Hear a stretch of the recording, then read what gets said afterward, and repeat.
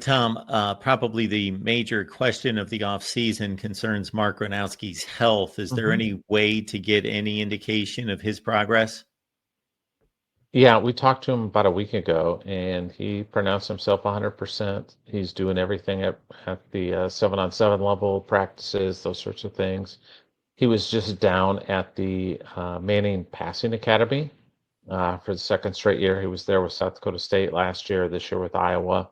Feels like he's doing really well with that end of things as well, where they've gotten, just he feels like he's learning the game a little bit from those guys that were all there, including Peyton and Eli, and just gathering some advice from them. So I think he feels really good about where he's at. Feels like he's developing a little bit of a rhythm with some of the receivers. Now it's going to be different than, right now they're running out around in shorts and t-shirts. It's not like they're out wearing shoulder pads and headgear and everything. So it's more 7-on-7 than anything, but he's throwing well.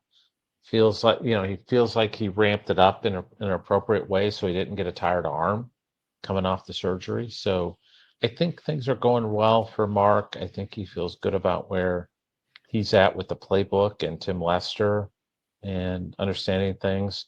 The thing I'm curious about is at South Dakota State, he played a little more like we saw Riley Leonard play at Notre Dame, where if things kind of went haywire after that first or second read, he'd just put his head down and just go get 3 or 4 yards. And that served Notre Dame really well. I mean, they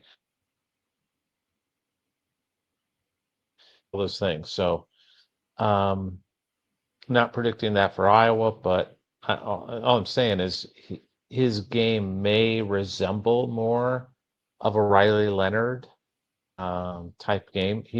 I remember one of the first times we talked. I think it was the first time we talked to him. He talked about, well, I'll just put my head down and go get 3 or 4 yards. And I don't think the coaches want him to do that a whole bunch, but I think he's willing to do that this